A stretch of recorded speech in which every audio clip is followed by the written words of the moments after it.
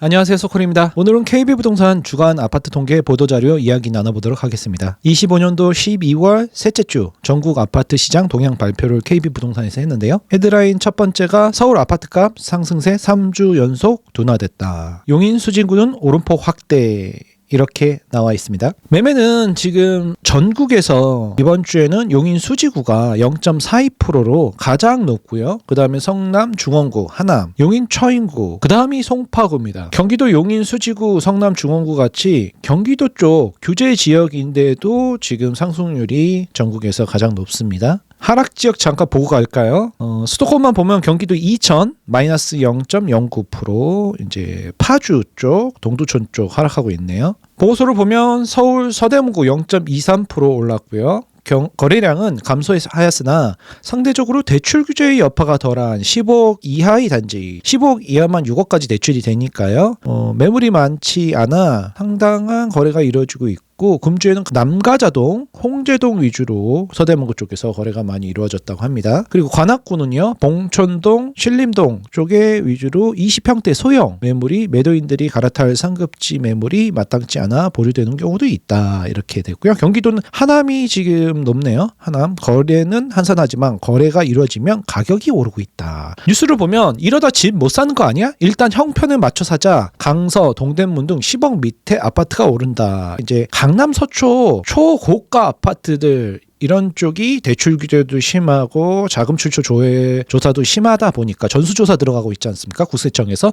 그러다 보니까 이제 15억 이하, 6억까지 대출 나오는, 그리고 10억 이하 이렇게 LTV 계산했을 때 40%로 그런 아파트들의 실수요자들이 이제 더 이상 기다리다가는 못 사는 거 아니야?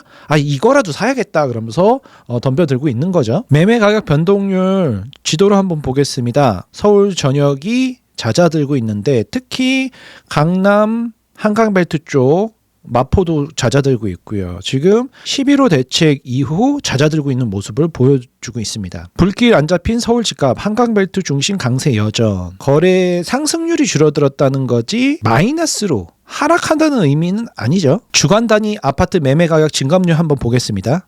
노도강하고 금강구 쪽은 제가 파란색으로 표시해 놨고요. 그리고 강남, 서초, 송파는 노란색으로 이렇게 세로로 이렇게 표시되어 있는 거 한번 자료를 보시면요. 11호 대책 이후에 한 달 반 만에 반등했다. 막 이런 얘기가 있었지 않습니까? 그래서 제가 그때 그랬죠. 11호 대책을 너무 우습게 보는 거 아니냐. 이게 한 달 반 만에 끝날 만한 규제가 아니다. 이렇게 서울 전 지역을, 오르지도 않은 지역까지 전 지역을 다 규제 지역으로 하고 토제로 전세 낀 거는 사지도 팔지도 못하게 할 정도의 이 정도의 강력한 규제면 한 달 반으로 끝날 게 아니다. 이거는 데이터상 전세 끼고 막차 수요를 매수하려는 사람들이 늦게 거래 신고가 된 거다. 토제가 뭐 3주에다가 한 달 안에 거래 신고 뭐 5주 정도 하면 총 8주 정도 걸리지 않습니까?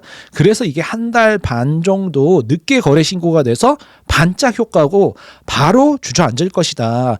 11호 대책 정도의 강력한 규제면 3달 정도는 최소한 갈 거다라고 그때 말씀드렸죠. 보시다시피 이번 주부터 거의 다 지금 잦아들고 있지 않습니까? 반짝 반등했던 거 이게 반등의 다시 신호탄이다. 11호 대책 그닥 센 거 아니었다. 이렇게 잘못 판단하시는 분들이 있는데 그 실전 경험이 많이 없으신 분들이 그렇게 얘기들을 하시는 거고요. 지금 상황을 보시면 알겠지만 11호 대책 이후 몰렸던 수요가 잠깐 거래를 반짝시키고 막차 수요, 그리고 다시 주저앉은 모습 지금 볼 수 있겠습니다. 보시다시피요. 11호 대책 이후 수도권 매수 우위 지수가 점점 우하향을 그리고 있습니다. 그럼 전년 말 대비 매매가가 어디가 서울이 가장 많이 올랐냐, 수도권이 어디가 가장 많이 올렸나, 어딜까요 여러분들? 송파구입니다. 23.97%가 올랐죠. 송파구. 우리 재테크 캠퍼스 수강생들이나 저희 소콜TV 구독자분들이 제가 계속해서 강조드렸던 강남, 인서울, 특히 송파구를 많이 매수하셨죠. 그래서 올 겨울에 따뜻한 겨울을 나실 수가 있을 것 같습니다. 전국에서 가장 많이 올랐습니다. 23.97%. 그 다음이요. 성동구죠. 1년 동안 가장 많이 오른 데가 지금 성동구. 여름부터 계속 말씀드렸죠. 제가 강남은 좀 늦었다고. 그래서 성동구 들어가신 수강생분들, 내 집 마련하신 소스쿨TV 시청자분들은 또 따뜻한 겨울을 나시겠죠. 그 다음에 뭐 강남구, 광진구, 그리고 과천, 분당, 강동, 양천, 서초구. 서초구가 의외로 낮네요. 17.56%. 서초구가 워낙 거대하다 보니까 아파트가 저 밑에까지 있다 보니까 서초구, 한강, 반포 쪽, 신축 굉장히 많이 오른 지역과 오르지 않은 지역이 많이 분포되어 있어서 이런 영향을 미치는 것 같습니다. 그리고 그 다음에 마포구. 거의 다 한강벨트죠. 한강벨트하고 강남 핵심지. 이렇게 지금 전년 말 대비 가장 많이 올랐습니다. 하락률 상위는 어딜까요? 당연히 지방이고요. 거제도가 특히 많이 떨어졌네요. 그리고 수도권은 평택, 이천, 동두천. 많이 떨어졌네요. 거의 지방만큼 떨어졌네요. 경기도에서도 굉장히 외곽 지역이죠. 그래서 경기도 외곽 지역은 지방하고 별반 다르지 않다. 수요가 굉장히 약하다. 빈 땅이 많으니까 아파트 공급은 많다. 그러니까 가격은 하락한다. 이렇게 보시면 되겠습니다. 전세 한번 볼까요? 이번 주에 전세가 가장 많이 오른 곳은 지방의 안동, 경기도만 보면 하남, 수지구, 영통, 팔달, 처인, 수정구까지, 성남, 수정구까지 많이 올랐고요. 하락 지역은 보면 과천이 들어가 있네요. 과천이 주변에 이주 수요가 거의 잦아들어서 이제 마이너스 0.65로 이번 주에는 가장 많은 하락을 했고요. 경기도 이천이요. 그리고 보천 소사구, 시흥 쪽 많이 하락했네요. 서초 아리팍 전세는 자고나니 2억숙, 전세 불장 강남, 시마른 외가, 대출 규제 강화에도 뜨거워지는 강남 전세 시장. 비강남권 전세 매물 씨가 말라서 월세 전환 가속화, 주거 사다리 역할하는 전세, 매매하고 월세 사이에 전세라는 완충지대가 있었죠.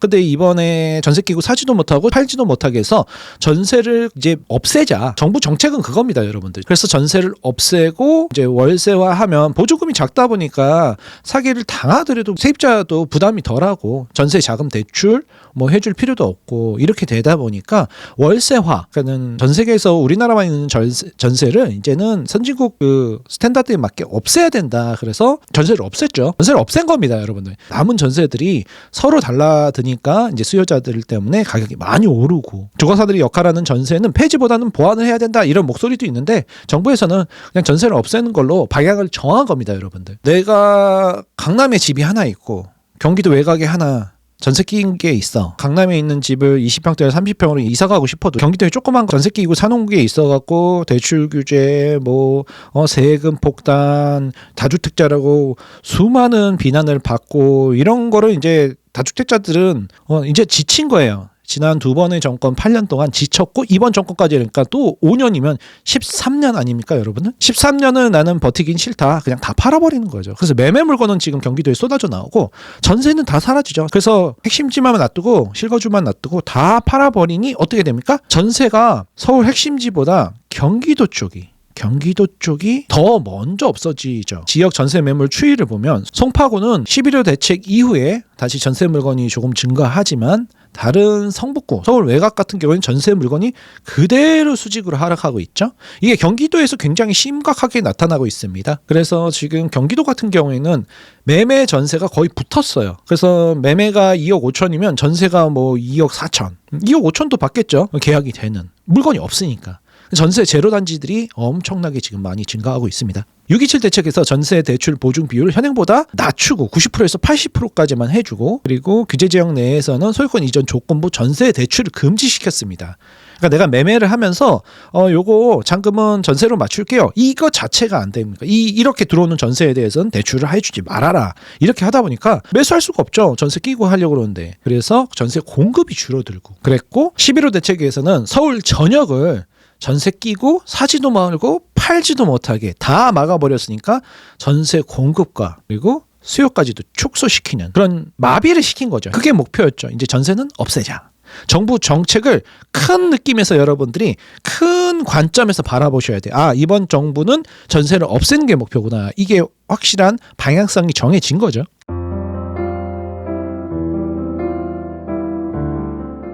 이번 주 KB 발표 자료들을 이렇게 훑어보면서 전체적인 방향성을 제가 보면은 간단하게 말씀드리면 상승률은 하락했다. 상승률이 하락한 거예요. 마이너스로 갔다는 게 아니라 많이 오르던 게 적게 오르고 있다. 이렇게 판단하시는 게 정확한 거죠. 원인은 11호 대책 때문이다. 11호 대책 이후 점점 상승률이 하락하고 있다. 잠깐 반등했지만 그거는 일시적으로 막차 수요로 몰려서 토제 3주 한 달 실거래가 신고 기간 한 달 해서 총 7주에서 8주 정도의 몰린 수요를 잠깐 반등한 거지 다시 주저앉고 있다. 이게 팩트입니다, 여러분들. 그렇게 잘못 판단하시는 분들이 있을 거라고.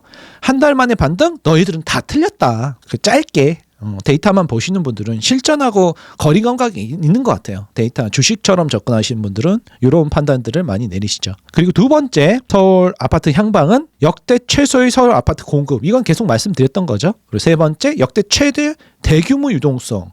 이게 뭐냐면 625조 내년에 써야 될 돈 중에서 468조를 내년 상반기에 역대 최대 규모로 투입을 해서 경제를 살리겠다고 이재명 대통령이 이렇게 승부수를 던졌습니다. 내년 지방선거가 있죠. 6월에. 그래서 이런 대규모 경기 부양책을 쓰고 있습니다. 그래서 이런 대규모 유동성 그리고 역대 최소의 아파트 공급 계속 이 그래프는 보여드렸죠. 서울에 한 4만 8천 가구 정도가 아파트가 계속 들어와야 가격이 유지된다 이렇게 얘기들을 하는데 올해까지는 4만 5천 가구인데 내년부터 1만 5천 가구 3분의 1로 줄어든다. 그리고 후년에는 1만 가구 그리고 28년도에는 7천 가구 29년도에 2천 가구 이렇게 답이 없는 상황입니다. 서울 안에는 내년 지방선거를 앞두고 역대 최대의 대규모 유동성이 풀린다. 공급은 역대 최소다. 이게 바뀌어야 되는데 공급이 역대 최대여야 되고 유동성이 역대 최소여야지 이제 집값이 안정이 될 텐데 지금 이게 반대로 가니까 집값은 그냥 날아갈 겁니다, 여러분은. 이재명 대통령도 얼마 전 충청도에 가셔서 서울 수도권 집값 대책이 없다 이렇게 말씀을 하셨고 100일 기자회견 때서부터 계속해서 강력한 규제를 할 거다 이렇게 얘기를 했었죠. 수도권 집중화를 막기 위해서 지방 균형 발전, 지방에 엄청나게 투자를 하고 지방을 활성화시킨다. 수도권 집중화는 계속 규제를 할 거다. 이렇게 계속 일관되게 말씀해 오셨어요. 근데 아니야. 이젠 바뀌겠지. 이런 헛된 환상을 가지시면 안 됩니다. 정부에서 대통령이 이렇게 솔직하게 계속해서 일관되게 말을 하고 있는데 자꾸 다른 이야기들 하시는 분들을 보면은 조금 이해가 안 갑니다. 이 부동산을 잘 모르시는 것 같아요. 부동산은 최종 결정권자가 어떤 생각을 하고 있나 어떤 마인드를 가지고 있냐에 따라서 이게 다 결정이 되거든요. 그래서 중요한 이런 상황 속에서 앞으로 서울 아파트 향방은 어떻게 될 것인가. 정부가 2차 공급 대책을 발표하겠다고 올해 안에 하겠다고 하는데 지금 분위기로 봐서는 올해를 넘기고 올 겨울 안에 할 것 같습니다. 그래서 올 겨울 안에 공급 대책 발표할 건데 97 공급 대책처럼 공급 대책 발표하고 별게 없네. 그러면 사람들이 매수로 몰린단 말이죠. 그래서 엄청나게 폭등이 돼버리는 상황을 발생했지 않습니까? 우리가 경험을 했죠. 근데 또 공급 대책을 하겠대요. 그러면 이번에도 이게 트리거가 될 거다. 저는 그렇게 보고 있습니다. 그리고 또 다른 트리거는 뭘까요? 아까 전에 방금 말씀드린 것처럼 경기도 하급지, 서울 외곽지역, 경기도 외곽지역에 매매 전세가 이제 붙었어요. 여러분들 찾아보시면 이제 아파트 대단지 역세권에 매매하고 전세가 거의 전세가율 90% 이런 물건들이 굉장히 많은데 아무도 안 사. 아무도 이제 살 수가 없어. 사봤자 뭐예요? 지금 2년, 4년 세입자한테 전세를 줘야 되고 3+3+3 그럼 9년 이렇게 집주인들을 괴롭히는 정부. 집주인을 괴롭히는 정책, 다주택자들을 괴롭히는 정책이 바뀌어야 되는데 이번 정부는 바꿀 생각이 없다. 왜냐하면 자기를 지지하는 민주당 지지 세력들이 그걸 원하지 않는다. 내가 배가 고파도 배고픈 게 차라리 나아. 배 아픈 것보다. 제가 부자가 더 되는 것보다 내가 그냥 배고픈 게 나아. 그런 마인드를 가지고 있는 민주당 지지 세력들이 두 눈 뜨고 부자가 더 부자가 되는 꼴은 못 본다는 거죠. 그러니까 돌려서 얘기하지 않고 그냥 다이렉트로 다주택자들은 계속 규제한다. 전세는 없을 거다. 그럼 난 전세 타는데 전세가 없어지는데 막 물개박수를 쳐요. 물개박수를 막 치고 와 좋다. 제가 이제 더 이상 부자가 안 되네. 가난해지겠네. 근데 나는 이제 전세 쫓겨나야 돼. 근데도 좋답니다. 그래서 어쨌든 그런 상황이라서 이제 전세가 없어졌어요. 그럼 월세 가격이 폭등하겠죠? 우린 지금 전세 가격으로 월세 시세를 잡는데 앞으로는 이제 외국처럼 글로벌 스탠다드로 매매 가격으로 월세 시세를 잡으니까 서울 아파트 월세 평균이 지금 147만 원을 돌파했습니다. 무섭게 치솟고 있어요, 여러분들. 월세 폭등. 왜? 전세가 소멸하고 있고 아무도 이제 전세를 안 놓으려고 그러고 누가 다주택자를 합니까? 요거도 먹고 내 재산권 행사도 못하고 세입자 다 비율 맞춰줘야 되고 그런데 하급지 전세 소멸을 하면 그럼 어떻게 해요? 월세 한 달에 150만 원 낼 거야? 그럼 결국엔 매수를 할 수밖에 없죠. 왜? 전세가 2억 5천인데 매매가 2억 6천이야. 1,000만 원 차이야. 그럼 매수를 하죠. 이게 어떤 때인지 아세요, 여러분들? 이게 2013년도. 그러니까 2008년도 금융위기 터지고 2013년까지 5년 동안 하락을 했어요. 그러니까 매매가가 계속 하락하니까 전세가는 계속 오르고 거기서 매매 전세가 붙었을 때가 2013년도였었거든요. 그런 상황이 지금 발생한다. 근데 거기다가 이번에 지방선거를 앞두고 정부에서 토지 일부 해제를 내년 선거 전에는 저는 할 거라고 봅니다. 전혀 오르지도 않았는데 풍선 효과를 3개월치를 미리 땡겨서 너무 과하게 지정했지 않습니까? 그렇습니다. 그래서 뭐 대통령실에서 나와서 토제는 이건 좀 과하게 했다. 계속 할 수는 없는 거다. 그러면서 언론 플레이하고 민심 달래기 하고 있죠. 그래서 이 세 가지 트리거, 정부의 2차 공급 대책, 97 대책 생각하시면 됩니다. 그리고 하급지 전세 소멸, 월세 폭등, 그리고 토제 일부 해제. 어쨌든 2025년도 12월 셋째 주 서울 아파트 KB 부동산과 함께 봤는데요. 쉽지 않은 시장입니다. 하지만 우리는 항상 방법을 찾아 나가야겠죠. 오늘 여기까지 하겠습니다.